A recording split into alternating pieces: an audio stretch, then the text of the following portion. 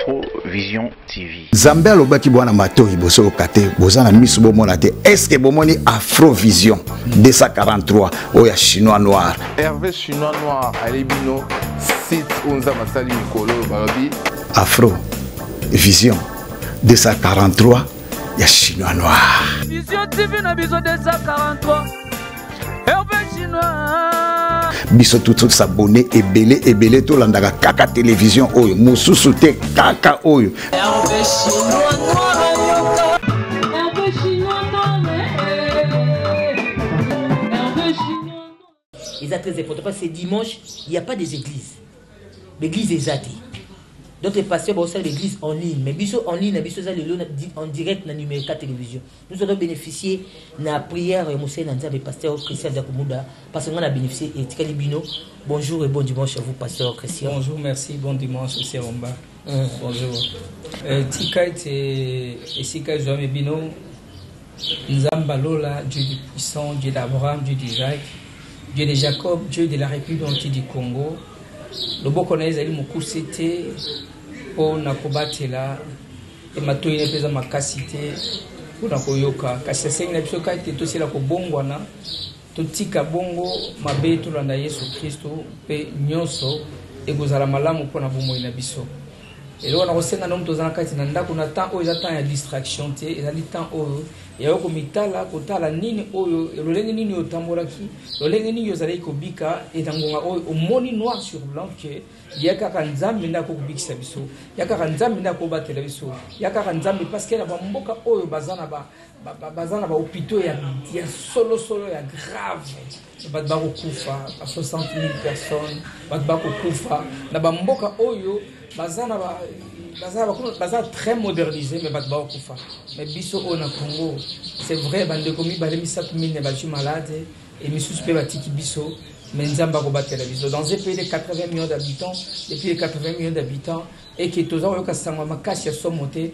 ezali ka grâce ya nzambe za ngulu ezapona makasi na biso te ya ona osenga na mtokola na biso na ngonga oyo tika ete okanga bongo na Yesu Kristo kanga mana nzemba bi crois en Jésus tu iras sauver toi et ta famille banana yo papa maman et puis bana nyonso bako bongo ko zala na kati na bonzambe pote nyonso ele ka bien na kati na libota aujourd'hui toi na ba famille nzambe a permettre que tozonga na ba famille c'est pas pour rien c'est parce que famille et kabona qui famille et panzana qui famille ezaki susute ko sala ozaki volonté na nzambe kasi nzamba la tiso bozonga na ba famille bosanga na boko mamoko et puis na sima we ba bongo ta direction moko vers nzambe tota nzambe voilà pourquoi aujourd'hui je dirai à Dieu que Dieu vous bénisse tika tenzamba pambolo mtokola na biso tika tenzamba abate mtokola na biso comme tout ça pour l'église na bino l'église na biso donc dans sous-souté l'église na biso non l'église c'est d'abord toi.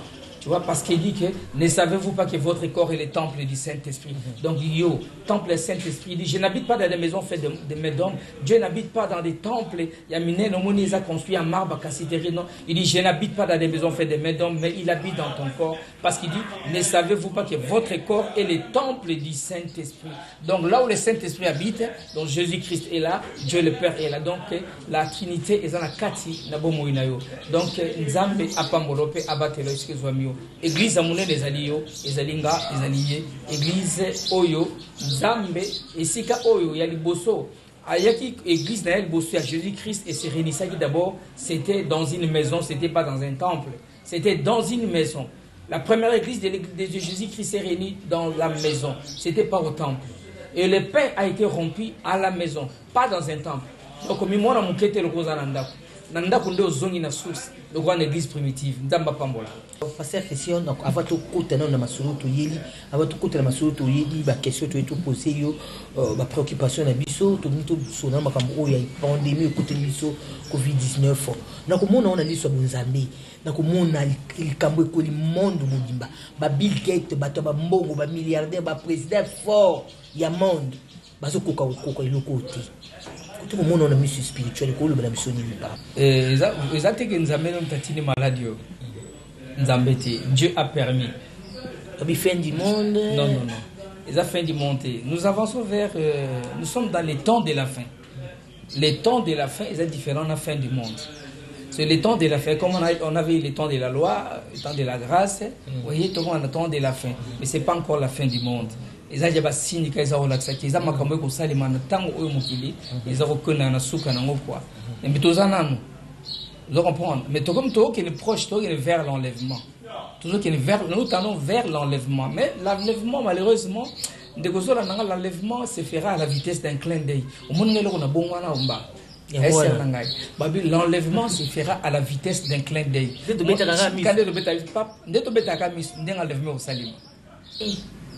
donc si on nous bâti donc on attend qu'on se repentir on attend qu'on se pardonne et betaka pas ndeto va no mona tamtunga na bungi quand est ça l'émission bon comme si ya bungi yo tikali donc on ngoti kala ki o so tikali ba to tikali asiaki vous comprenez donc l'enlèvement va arriver et au comment et que ça mena son bible le bas et que ça mena ka Israël on attend nango alors ce que je voulais dire que pandémie oh ezali tout ça attend de la fin mais oh salemi ezali ba sataniste ne pas préparer kiango parce que baza ko lunga le 14 mai oh basa na nouvelle ordre mondiale 14 mai 2020 14 mai oui le 14 mai oui nouvelle ordre mondiale dans 4 jours d'ici dans 4 jours nouvelle ordre mondiale donc et vous allez installer la pax oh ça le diable ça tampon dans monde alors il fallait aussi il faut battre bakoufa vous comprenez il faut battre bakoufa alors qu'est-ce qui s'est passé Nzambe c'est le Dieu qui est au contrôle de toutes les choses.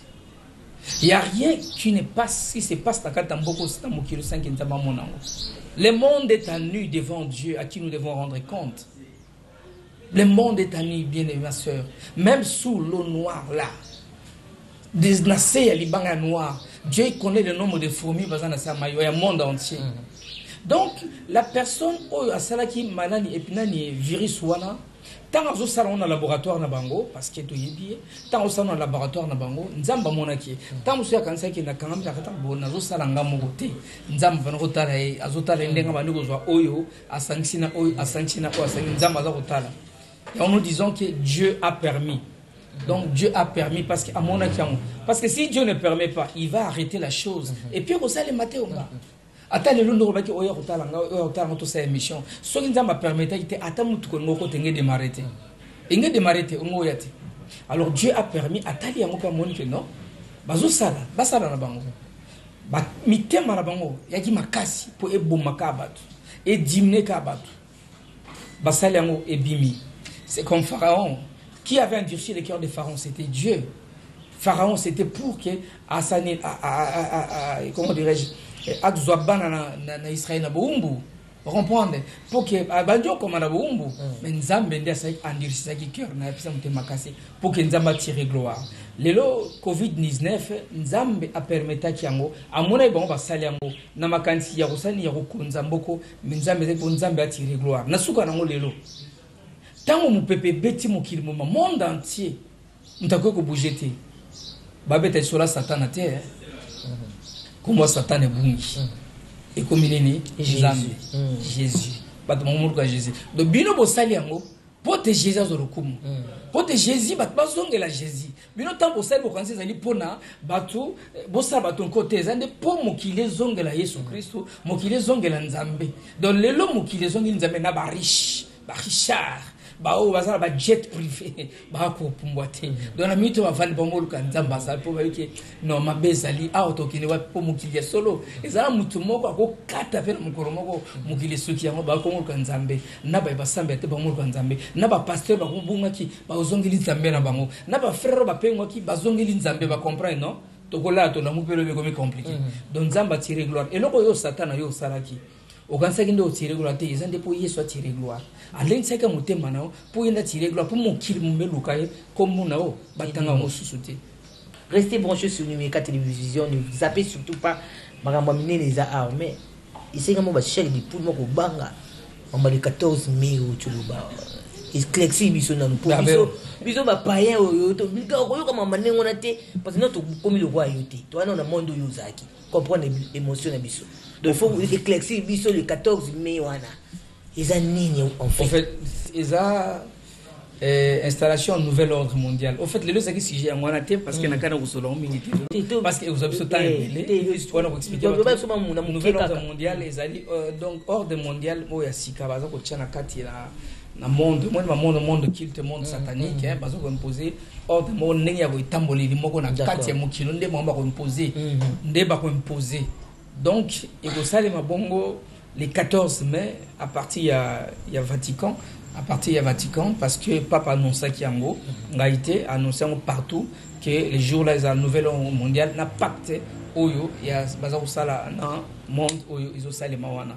Donc il y a on te rekonza mboka mokili on de rekonza mokili ko tambola ndenge bango balingeli ndenge bango basaleli ndenge bango balingeli saleli. Donc mokili komi ya bango menza pas otika bango te mokili komi ya bango. Donc bazo ko c'est nouvel ordre mondial nyoso ibana yango siko biso pe biso ba nzamba bengaki biso ba pasteur Christian lelo à partir de Congo au moins RDC to ba RDC mboka makasi ya mboka makasi na mamunyoso mais spirituellement parlant mboka makasi vous comprendre lelo monde za kozi la paix biso les 31 oyo to yeba bongo ko instaurer mukolo wana comprendre nous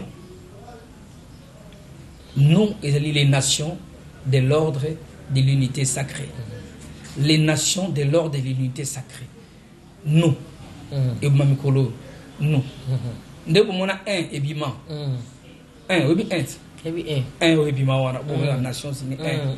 Nous avons nous et Mamikolo. Nous. Nation de l'ordre de l'unité sacrée. Nous expliquerons l'émission sous tango.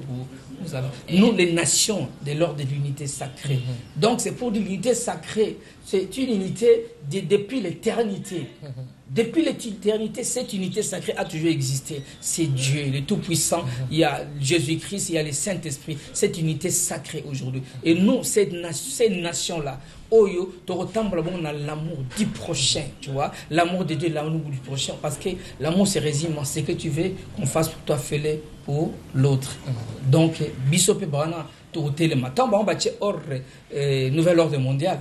Bisso, tu as ordre de l'unité sacrée. Donc, tu as appelé pour que nous soyons et ils ont placé. Quand nous, nous avons des bandes, nous n'avons pas orticaté. Effectivement, nous avons révélé, nous avons orticaté. Nous avons le quoi, Bosso, Pessima, P gauche, droite, et RDC, Mobimba, tu dis que tu as banga et le commenter. Depuis que pasteur va accompagner Bissou, comme un vrai pasteur va accompagner Bissou, comme un pasteur chrétien de monde qui ça Bissou bien. Voilà, nayoki tant autour de tout à l'heure que non clin d'œil to ça dans le vent quoi client ça qui ko bongo na mutema. O banga ki e. Na banga ki. So leo ni o mona ki ona ndoto ke bakamba ko to tele ka bible po. Basi ona ndoto na bible te ba ko ndeni. Basi ona ndoto na bible te ba ko ndeni ka lève mais la clé de non. Les enseignements. Moi, je suis le fruit des enseignements. Je ne suis pas le fruit des miracles. Vous voyez, les enseignements d'abord, la parole de Dieu, les enseignements. Vous connaîtrez la vérité vous affranchira et vous rendra libre.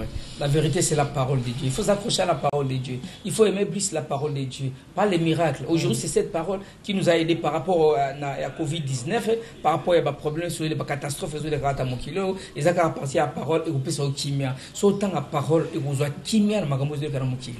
Au Kobang et l'autre, au Banozaka, ils ont s'accomplir, quoi. Ils ont s'accomplir. Au Bang et l'autre. Mais sauf autant la Bible était, niveau au Bang. On la perturber, on ça n'importe quoi. On s'entend la Bible comprendre bien. Oh, il t'en a déjà. Oh, il salima. Boygoya. Vous comprenez? Parce que mon prophétie, il faut examiner en Angora. Prophétie, il faut examiner la parole de Dieu. Vous avez la prophétie avant que vous comme homme de Dieu.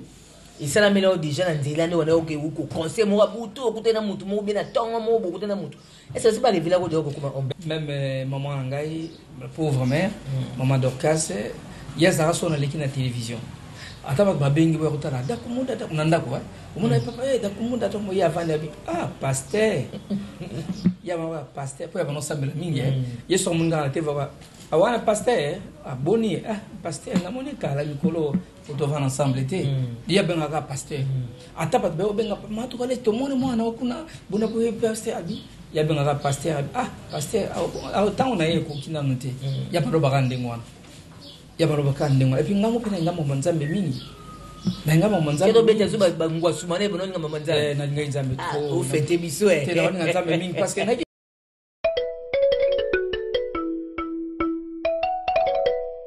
Afrovision TV. Zambé alobaki bwana Matoi boso okate bozana miso bomona te. Est-ce que bomoni Afrovision 243 oya chinois noir. Hervé chinois noir alebino site onza masali mikolo balobi Afrovision 243 ya chinois noir. Vision TV na biso 243. Hervé chinois. Biso tout s'abonner ebele to landaka kaka télévision oyo mususu te kaka oyo. Hervé chinois noir.